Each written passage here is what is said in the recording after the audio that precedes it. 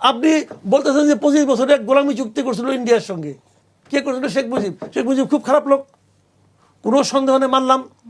ওই 25 বছরের গোলামি চুক্তি এইটার কাছে শিশু,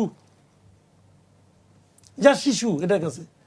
আপনাকে আপনি চীনে গেছে, চীন থেকে কিছু আনবে, কিনবে। যুক্তরাষ্ট্র আজকে বলে তুমি চীন থেকে কিছু কিনতে পারবো না, আমি কিনতে পারবো না, আমি জাস্ট কিনতে পারবো না। কারণ চীনের দামে কি ও দিবে আমাকে? ওষুধের কাঁচামাল আমি চীন থেকে কিনি, যুক্তরাষ্ট্র যদি বলে যে ওখান থেকে কিনলে পরে আমার বাণিজ্যের ক্ষতি হচ্ছে।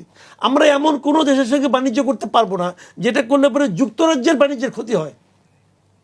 কারণ যুক্তরাজ্যের ক্ষতি হবে কিনা হবে কে সিদ্ধান্ত দেবে? যুক্তরাষ্ট্র। আপনি বলছেন সবই তো আমাদের যে রাজনীতির নেতারা আছেন তারা কিন্তু জানে, তাহলে মেনে নিচ্ছেন কেন তারা? ভাই এটা তো ওনাদের মন এক নাকি?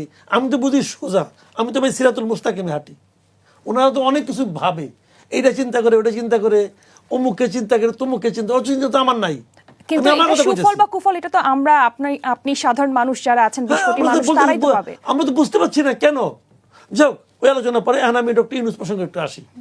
আমার প্রথমত মনে হয় ইউনূস সাহেব মানুষই না, প্রথম মনে হয় উনি আসলে মানুষই না। দ্বিতীয়ত মনে হয় যদি হয়েও থাকে সে বাংলাদেশের মানুষ না। সিএনএন আছে না, সিএনএন দেখেন না, সিএনএন এর প্রতিষ্ঠাতা টেড টার্নার মারা গেছে পরশুদিন।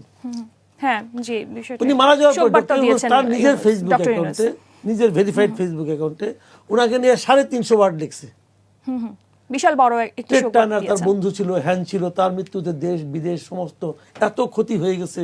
আমাদেরও সবার আয়ু মনে হয় একটু কমে গেছে কেন জানি না ওনার মৃত্যুতে, তাই না?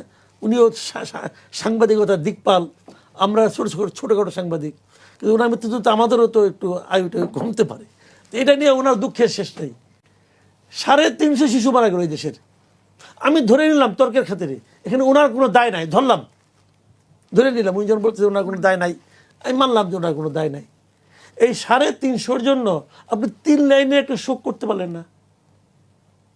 আপনার মনে কি একটু লাগে না, একটু বাজে না ভাই?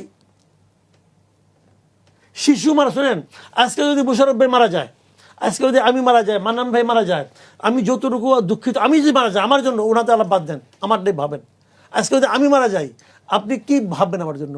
যে এই লোকের তবে জীবনের শেষ পর্যায়ে আমি আছি, আমি যা দেবার এই দেশকে দিয়ে দিছি, আর দেবো কতটুকু? অল্প একটু দেবো।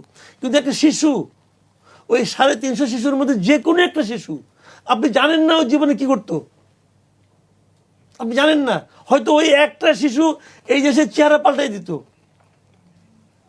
তো ওই একটা সম্ভাবনাময় 350 লোক মারা গেল, তাদের নিয়ে আপনার কোনো মাথা ব্যথা নাই। টেড টার্নার মারা গেছে 88 বছর বয়সে, তার জন্য আপনি দুঃখে কাতর হয়ে গেছেন, বোধ একদিন ঘুমায়ও নাই। তো ও মানুষ, সে মানুষ নাকি বলেন আপনি? এই যে গত পরশু তো একটা ঘটনা ঘটেছে, একটা নতুন দম্পতির ঘরে একটি নবজাতক শিশু এসেছে, আপনি বলেন 11 বছর হয়ে মারা গেছে। বিয়ের 11 বছর পরে একটা বাচ্চা হয়েছে এক দম্পতির, আমি বললাম 11 বছর পর তাদের ঘরে আর কি একটা বাচ্চা, সন্তান সেই বাচ্চাটা মারা গেছে। সেটাই বলছি, ওই ভদ্রমহিলা পাগল হয়ে গেছে জাস্ট আর কি। ভাই এগুলি নিয়ে কথা বলা যায় না, বুঝছেন? মাসুদ কামাল ভাই আছে, অসংখ্য টক শো আমরা করেছিলাম, কারণ ইউনূস সরকার তো 1 বছর 6 মাস ছিলেন। আমরা কিন্তু আসলে স্বাস্থ্য উপদেষ্টা যিনি ছিলেন ওনার নামই অনেকে জানতেন না, এবং বাংলাদেশে কিছু কিছু মিনিস্ট্রি আছে, আপনি যেমন এখনো তো একটা গভর্নমেন্ট আছে, আপনি কিন্তু কয়েকটা মিনিস্ট্রি কিন্তু দৃশ্যমান হতে হয়, যেমন আপনি স্বরাষ্ট্র, স্থানীয় সরকার, স্বাস্থ্য, শিক্ষা, এগুলি কিন্তু আপনি দৃশ্যমান দেখতে হবে, না কিন্তু একটা দেশ চলবে না। কিন্তু আমরা ইউনূস সরকারের আমলে বারবার বলেছি যে স্বাস্থ্য উপদেষ্টার কাজটা আমরা কিন্তু পাইনি। বরং আমরা তখন দেখেছিলাম তার একজন এপিএস ছিলেন, তার বিরুদ্ধে কিন্তু 400 কোটি টাকার মামলা হয়েছে।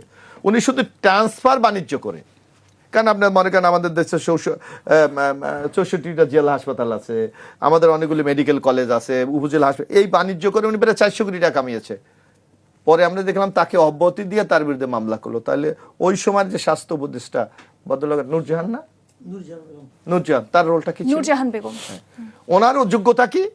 উনি ইউনূস সরকারের এক সময়ের যে গ্রামীণ ব্যাংকের উনি চেয়ারম্যান ছিলেন, হয়তো মানে ইউনূস সাহেবের ঘনিষ্ঠ লোক, এই হলো ওনার যোগ্যতা। একটা সেন্সিটিভ মিনিস্ট্রিকে আপনি 1.5 বছর চালালেন, এই যে কথাটি আপনি বলেন টোকা, আমার তো মানে এক্সপেক্ট ওনার বিরুদ্ধে মামলা হয়ে ওনার বিচার হওয়া উচিত।